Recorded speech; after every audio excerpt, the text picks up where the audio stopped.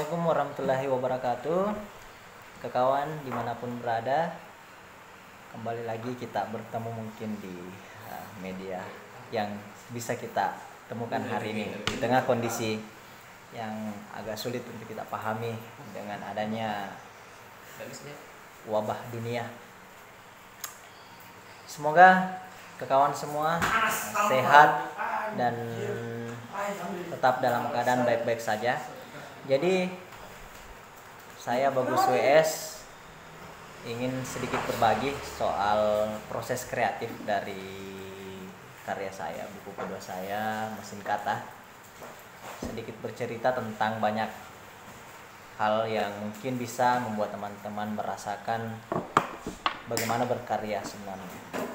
Jadi sebelum terlalu lebih jauh, proses kreatif dari buku Mesin Kata, buku kedua yang saya tulis dari perjalanan selama berkeliling Indonesia. Jadi buku ini terbit di tahun 2019. Meskipun sebenarnya naskahnya selesai di tahun 2018. Saya punya ambisi sebagai seorang penulis ketika ingin bisa setiap tahunnya memiliki karya, dan buku ini lewat dari target itu sendiri. Seharusnya selesai di tahun 2018. Jadi ketika kawan dimanapun berada ingin berkarya, kalau bagi saya, apalagi dalam hal menulis, tetap saja menulis karena lagi-lagi bahwa menulis atau tugas seorang penulis itu ya adalah menulis. Jadi kawan jangan terhalangi bahwa akan ada kritik tidak baik, tidak bagus atau tidak apa dengan tulisannya. Saya membuktikan bahwa segala sesuatunya dibutuhkan untuk tetap bisa berskill, tetap bisa, karena menulis itu adalah sebenarnya sebuah skill yang harus terus dilakukan, harus terus diulang, bukan sekedar menemukan mood yang baik lalu kita menuliskan inspirasi, tidak seperti itu ya. Semua dilatih, tidak instan seperti itu. Buku ini berjudul Mesin Kata, sebuah kumpulan puisi yang saya tulis ketika berkeliling. Cetakan pertama di tahun 2018. Penata isi kawan Mario Hikmat, dan penata dan ilustrator dia tidak ingin disebut namanya, ini set. Ada beberapa kumpulan puisi di sini. Ada sekitar 50 lebih dan bercerita. Mungkin kalau ingin sedikit bercerita tentang puisi, saya mencoba membacakan satu puisi yang berjudul Sisa Kekejaman. Sisa kekejaman. Tiba-tiba kau hadir kembali dengan cara yang berbeda. Saat kau berbincang denganku, seolah semua baik-baik saja. Padahal luka itu masih membekas. Luka yang tak berdarah, bengkak namun sangat sakit. Sungguh, kau mengatakan sesal dengan sisa kekejaman. Mulutku terdiam, tak ingin lagi bercerita. Kau dengan dia, biarkan aku kini sendiri, membawa luka dan hanya berkawan dengan sepi. Itu salah satu puisi yang ada dalam buku ini. Sebuah puisi yang berjudul Sisa Kekejaman saya tulis ketika melakukan perjalanan. Buku ini sebenarnya hal menariknya adalah proses kreatif di dalamnya, bahwa tercipta dari mobile phone atau sebuah handphone pintar. Jadi saya mencatat ketika menemukan sebuah perjalanan, menemukan sebuah inspirasi, saya menuliskannya langsung di catatan telepon, di catatan handphone gitu. Dan ada beberapa ilustrasi yang menggambarkan dari puisi ini sendiri, mewakililah perasaan yang ada pada puisinya, bahwa sedikit lebih hidup, jiwa dari puisi itu hidup karena adanya ilustrasi, menggambarkan untuk memvisualisasikannya. Oh ya, saya tidak ingin lupa, pengambilan dari konten kali ini bercerita tentang buku yang saya tulis di tahun 2019 ini, atau selesai di 2018, naskahnya naik lalu launching di 2019. Sedang berada di Skala Cafe, salah satu ruang bersama yang belum cukup berumur sebulan, menjadi sebuah ruang bersama untuk anak-anak muda, orang tua, tanpa mengenal umur, tanpa mengenal tentunya dari mana backgroundnya, apa agamanya dan lain-lain. Karena kita ingin menjadi ruang yang mempertemukan orang-orang bahwa ide dan gagasan bahkan aksi pun nantinya bisa menjadi satu di sini.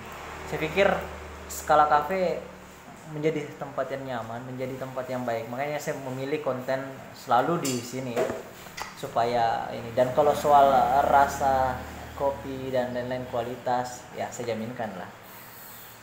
Lalu berlanjut, banyak orang yang bertanya dulu kenapa memilih judul mesin kata. Sebenarnya selain karena saya lulusan mechanical engineering atau di Fakultas Teknik mengambil jurusan mesin dan menjadi sebuah buku persembahan untuk angkatan, bahwa harus ada orang-orang yang memantik teman-teman untuk menuliskan, entah menjadi penulis sastra atau apapun itu. Menulis adalah bekerja untuk keabadian kata Pram, dan saya pikir kita tidak ingin menjadi abadi dan meninggalkan sesuatu yang tidak baik-baik saja. Makanya saya terus mencoba untuk menulis, maupun dalam bentuk karya sastra ataupun non fiksi misalnya. Kata pengantar ditulis oleh Bung Didik Fortunadi, penulis Dalil Revolusi dari Cangkir Kopi. Ketika dikatakan mengapa memilih judul mesin kata, ya saya pikir setiap manusia adalah sebenarnya mesin itu sendiri memproduksi kata. Entah itu adalah kata-kata yang baik, kalimat yang disusun, dengan retorika yang baik. Pada akhirnya kita tetap memproduksi kata. Kata, tanpa adanya kata, dunia itu pasti akan hambar. Karena tidak ada komunikasi yang terjalin. Makanya saya pikir selalu bahwa inilah saatnya kita memberikan sebuah apresiasi bahwa kata hadir untuk selalu memberikan hal-hal yang bisa menjadikan komunikasi kita tetap lancar. Jadi ketika teman-teman ingin juga membaca buku ini secara langsung, bisa tentunya mengontak saya, bisa langsung datang ke Skala Cafe, dan bisa terus berkomunikasi. Mungkin saya membacakan puisi kedua yang ada di sini. Mungkin penggalannya saja bahwa puisi ini ya mengangkat judul sendiri. Judulnya adalah Mesin Kata. Kata adalah senjata. Kata itu menjadi harapan dan keinginan. Kata adalah maut untuk setiap manusia. Kata itu pisau bermata dua sisi, selalu tajam, mengungkapkan kemarahan. Semua akan menjadi mudah dengan kata. Semua akan menjadi masalah hanya fana untuk kata yang saling mengerti. Perpecahan di antara kita juga hadir dalam susunan kata yang sering salah makna. Jadi kata-kata yang menjadi kalimat lalu menjadi sebuah uraian panjang dari sebuah pembicaraan bahkan yang dituliskan. Memang ketika penafsirannya salah, ketika kita sering melakukan kesalahpahaman, ya tentu kita akan menjadikan itulah sebuah awal mula dari pertengkaran kita. Makanya mari kita berkata-kata dengan kaidah-kaidah yang tentunya benar. Mesin kata hadir bukan untuk memperbaiki kaidah kata-kata yang tidak ini, karena setiap orang punya dasar atau budaya untuk memberikan kata-kata itu sendiri. Buku ini sebenarnya menjadi pemantik bahwa seharusnya setiap orang bisa menuliskan ekspresi dirinya, meskipun itu puisi, esai, novel atau apapun itu. Kita tidak boleh berhenti menulis ke kawan. Jadi jangan takut menulis. Ya tugas orang penulis ya adalah menulis, dan setiap orang punya kata-kata yang diimpikan untuk ditulis. Begitu. Banyak puisi di sini yang mudah-mudahan ketika teman-teman atau kawan-kawan yang ada dimanapun berada bisa membacanya dan bisa menikmatinya. Karena puisi dibutuhkan untuk menenangkan ruang hampa dalam hati ke kawan semua. Ada sebuah kata-kata yang menarik mengangkat kita pada sebuah suasana yang seharusnya bisa kita dapatkan.